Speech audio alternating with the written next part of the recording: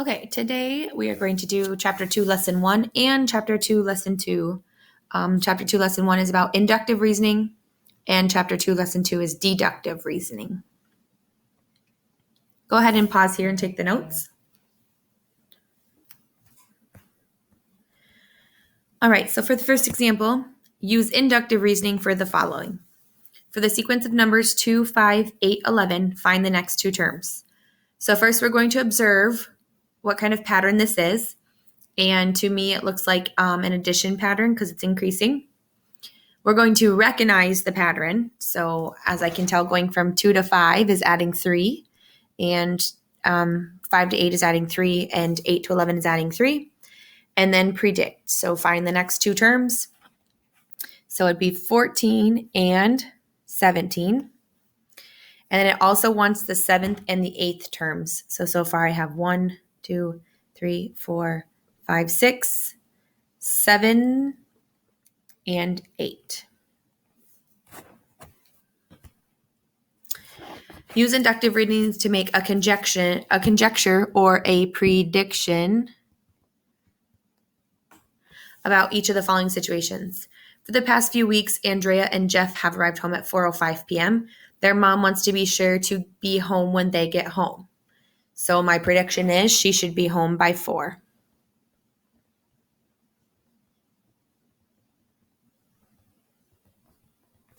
So I observed that every day they're getting home at 4. I'm going to recognize that she should probably be home before them. And so my prediction is she should be home by 4. Rita is an office manager. She has observed that for the past 2 months, she receives the most phone calls between 11 a.m. and 12 p.m. She wants to take her lunch break when she is not receiving that many calls. So I'm looking if she's in between 11 and 12. I'm going to recognize that those are the times that she gets the most phone calls. And so I was going to say she should take her lunch after 12.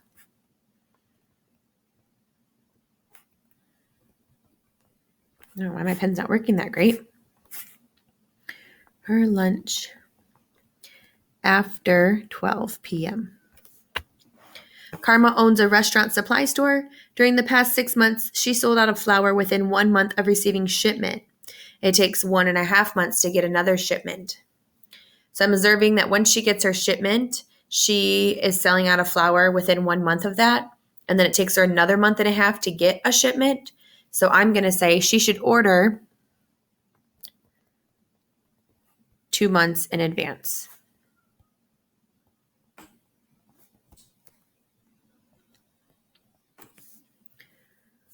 Use inductive reasoning to write the next two terms in each sequence of numbers. So looking at the first one, it's 25, 28, 31, 34. I see that she's adding 3, so 37 and 40. The next one is 1, 3, 6, 10, 15. So I see that they are adding 2, adding 3, adding 4, adding 5.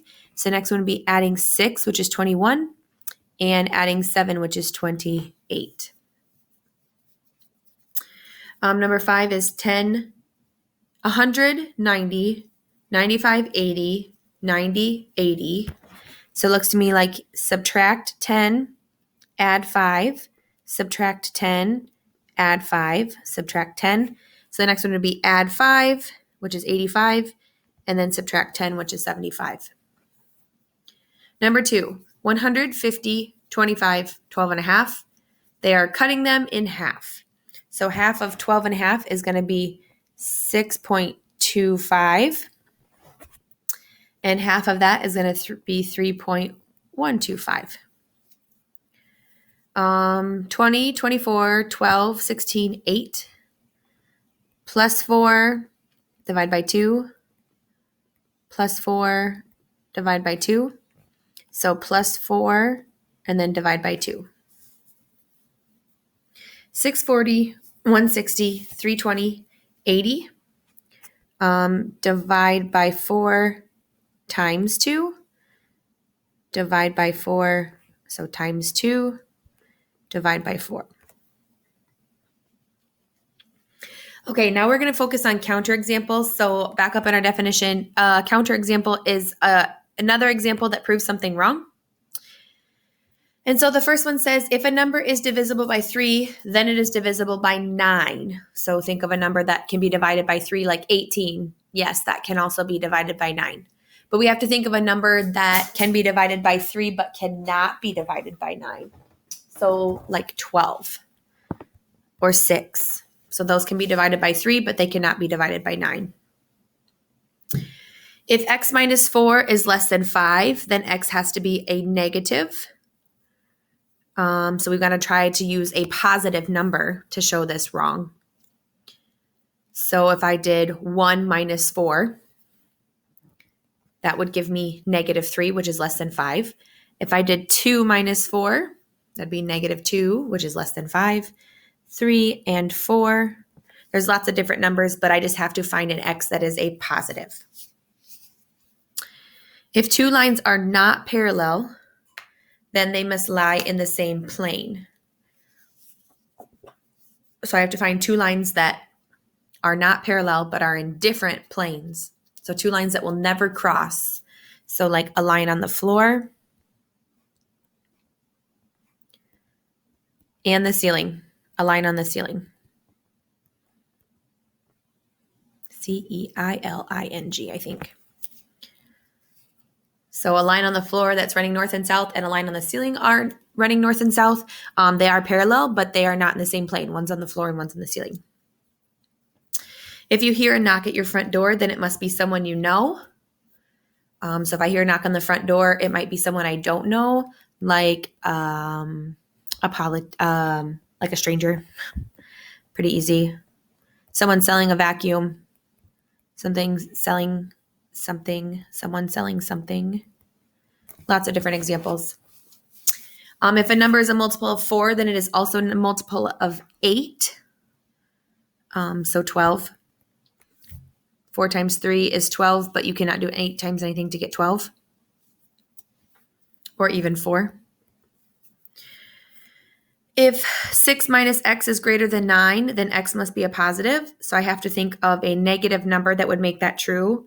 So if I did like 6 minus negative 5, so 6 minus negative 5 would become 11, and 11 is greater than 9. So that's a good one. If two angles are complementary, then they must be adjacent. Nope, I could draw an angle right here that's 40 and an angle over here that is 50. And those are complementary, but they're not next to each other. If your lawnmower won't start, then you need a new battery. No, you could just be out of gas.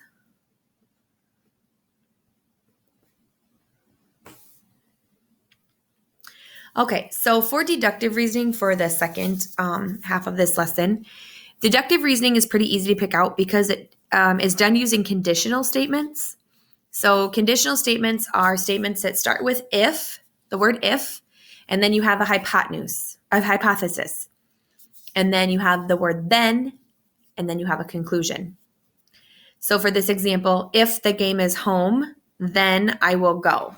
So my hypothesis is, it doesn't include the word if ever. So my hypothesis would be the game is home. I'm hypothesizing that the game is home. If it is, then my conclusion is I will go. So write the following into a conditional. Flowers will grow when given sun and rain. So if you give flowers sun and rain, then they will grow.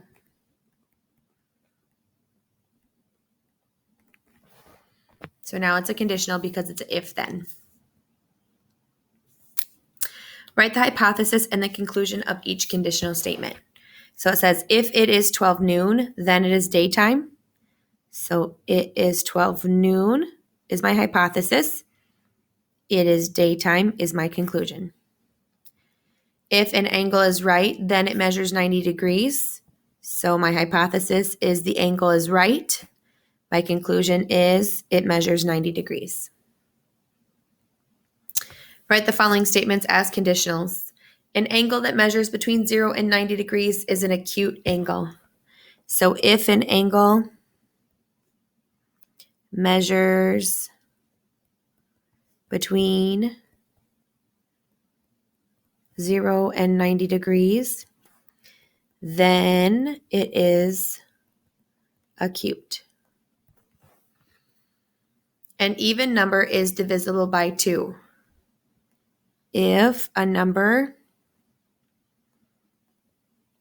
is even, then it is divisible by 2.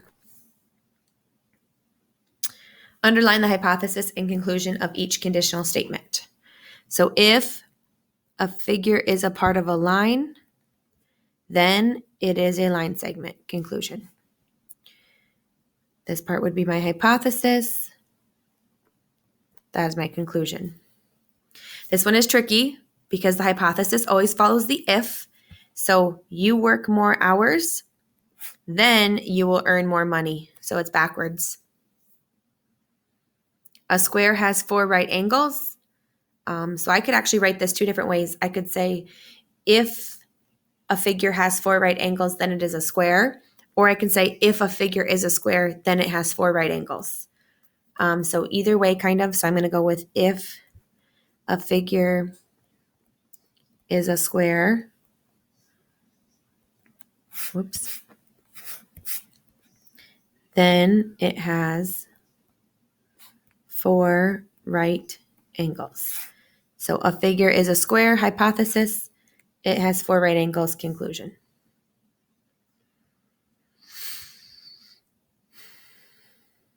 Okay, so I think we're pretty good on that. So let's go down to this part. Identify each of the following as an example of inductive or deductive reasoning. So remember, with my inductive reasoning, I'm looking for patterns, and my deductive reasoning, I'm looking for if it's if then. So the first one is if the product of 2 numbers is 1, the numbers are reciprocal. Well, we see the word if, so we know that is deductive. 1 out of 4 students were in marching band last year. 1 out of 4 students will be in the marching band this year. So in this one, we're looking at the past. We're observing it and drawing a conclusion. So this would be inductive. And then use deductive reasoning to draw conclusions from the following statements. If 2 integers are even, then their sum is even. One integer is -6, the other is 2. Their sum is even.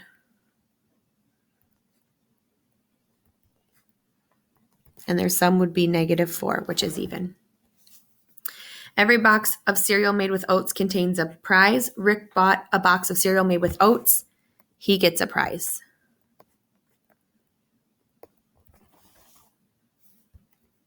So the first one would be over lesson 2-1, and the second assignment is over lesson 2-2.